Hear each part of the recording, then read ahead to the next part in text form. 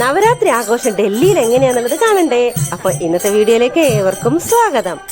നമ്മളെ തൊട്ടടുത്തുള്ള വീട്ടിലുള്ള അവർ ഹിന്ദിക്കാർ ഞങ്ങളെ അവരുടെ വീട്ടിലേക്ക് ക്ഷണിച്ചതാട്ടോ. അവരുടെ വീട്ടിൽ പൂജ നടക്കുന്നുണ്ട്. പൂജ എന്ന് പറഞ്ഞാൽ നമ്മൾ ദേവിയുടെ ഫോട്ടോ ഒക്കെ വെച്ചിട്ട് കലശമൊക്കെ വെച്ചിട്ട് അവർ ഭജന ഇരിക്കുകയാണ്, ഭജന പാടിക്കൊണ്ടിരിക്കുകയാണ്. അതിന് വേണ്ടിയിട്ടാണ് ഞങ്ങളെ കൂടി ക്ഷണിച്ചത്. അപ്പോൾ സൗമ്യ, ആതിര, ഞാൻ മലയാളികളായിട്ട് ഞങ്ങളാണല്ലോ കേട്ടോ. ഞങ്ങൾക്ക് സത്യം പറയാൻ ഒരു ഐഡിയ ഇല്ല. അവർ 3 മണിക്ക് ചെല്ലാനാണ് പറഞ്ഞത്. നമ്മൾ 3 മണിക്ക് തന്നെ പോയി കേട്ടോ. പക്ഷേ അവർ കുറച്ച് പേരൊക്കെ പിന്നെ കുറേ വൈകിട്ടാണ് വന്നത്. അപ്പോൾ 3 മണി തൊട്ട് ഞങ്ങൾ വിചാരിച്ചു ഇപ്പോൾ 4 മണിയായി 5 മണിയായി എന്നാൽ ഇപ്പം കഴിയണ്ടാന്ന് വെച്ചാൽ ഞങ്ങളിങ്ങനെ ഇരിക്കുകയാണ്. പക്ഷേ അവർ ഒരു 6:30 കഴിഞ്ഞിട്ട് ഈ ഭജന അവസാനിക്കുമ്പോൾ ഇത് കണ്ടോ, ഈ ഒരു ഡോലക്കൊക്കെ കൊട്ടി അവർ ഡാൻസൊക്കെ ചെയ്ത് അങ്ങനെയാണ് അവരുടെ പൂജയല്ല അവരുടെ ഭജന എന്ന് പറയുന്നത്. മണിക്കൂറുകളോളം അവർക്ക് യാതൊരു പ്രശ്നവുമില്ല കേട്ടോ. അങ്ങനെ ഇരുന്ന് ഭജന പാടുന്നതിനൊന്നും ഒരു ബുദ്ധിമുട്ടുമില്ല. പിന്നെ എന്തോ ഞങ്ങൾക്കും ദൈവം സഹായിച്ച് അത്രയും സമയം ഞങ്ങൾക്ക് ഇരിക്കാൻ പറ്റി. കുറച്ച് ചെറിയ പിടുത്തം അവിടെ ഇരിക്കുന്നതിന് എന്താ പറയുക, നമുക്ക് അത്രയും ശീലമില്ലല്ലോ. അപ്പം 3-4 മണിക്കൂർ നമുക്ക് ഇങ്ങനെ കാലൊക്കെ ഇങ്ങനെ വെച്ചിട്ട് ഇരിക്കാനുള്ളൊരു ഇതില്ലല്ലോ. എന്നാലും കുഴപ്പമില്ല കേട്ടോ, ഞങ്ങൾക്ക് ഭയങ്കര സന്തോഷമായി. അങ്ങനെ അന്ന് വൈകുന്നേരം തന്നെ ഇവിടുത്തെ അമ്പലത്തിൽ ദിവസവും ഇങ്ങനെ വൈകുന്നേരം ഭജനയുണ്ടാവും. ഭജനയും പിന്നെ ആരതിയൊക്കെ ഒഴിഞ്ഞ് അങ്ങനെ നമ്മൾ എല്ലാ ദിവസവും പോകും കേട്ടോ. 9 ദിവസം ഇവർക്ക് എന്താ പറയുക, ഭക്ഷണമൊന്നും അങ്ങനെ അവർ കഴിക്കില്ല. അവർ ഈ ഫ്രൂട്ട്സ് വെജിറ്റബിൾസൊക്കെ കഴിച്ചിട്ടായിരിക്കും അവരുടെ വ്രതം എന്ന് പറയുന്നത്. കുറച്ച് കട്ടിയാണ് അവരുടെ വ്രതം, ഭയങ്കര ഫാസ്റ്റിംഗ് ആണ് കേട്ടോ.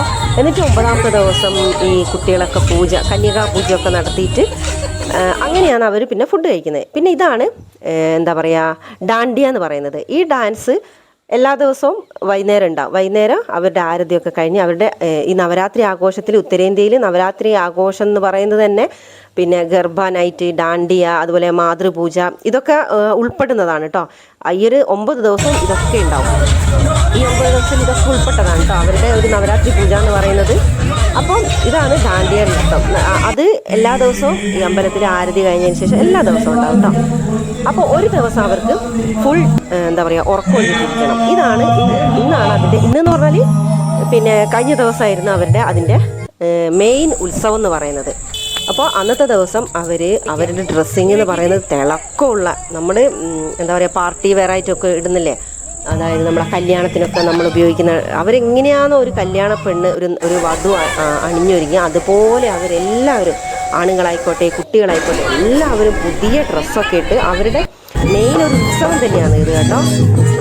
എന്നിട്ട് അങ്ങനെ അണിഞ്ഞൊരുങ്ങി പിന്നെ അവരെ ഈ പൂജയ്ക്കുള്ള സാധനങ്ങൾ, ഫ്രൂട്ട്സ് ആയിക്കോട്ടെ, പിന്നെ പഴങ്ങൾ, അങ്ങനെയൊക്കെ നിറയെ സാധനങ്ങളൊക്കെ ആയിട്ട് ഇവിടെ ഇരിക്കും. ഇന്ന് ഫുൾ ഡേ ഇപ്പോൾ രാവിലെ 6 മണി വരെ ഇവിടെ ഇരിക്കും.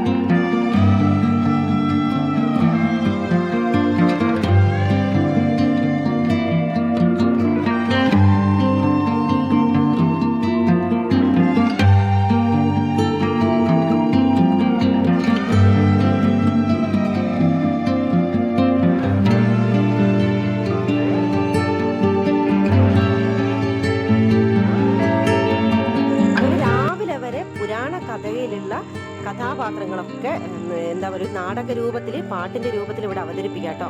അപ്പോൾ ഇത്രയൊക്കെ ഉള്ളൂ ഇന്നത്തെ നമ്മുടെ വീഡിയോ നിങ്ങൾക്ക് ഇഷ്ടമാവുകയാണെങ്കിൽ ലൈക്ക് ചെയ്യാനും കമൻറ്റ് ചെയ്യാനും സബ്സ്ക്രൈബ് ചെയ്യാനും ഹൈപ്പ് ചെയ്യാനും മറക്കരുത്. ഇവരുടെ ഈ രീതി കാണാൻ കഴിഞ്ഞതിൽ തന്നെ ഒരുപാട് സന്തോഷമുണ്ട്. അപ്പോൾ മറ്റൊരു വീഡിയോയുമായി വരുന്നത് വരെ ബൈ.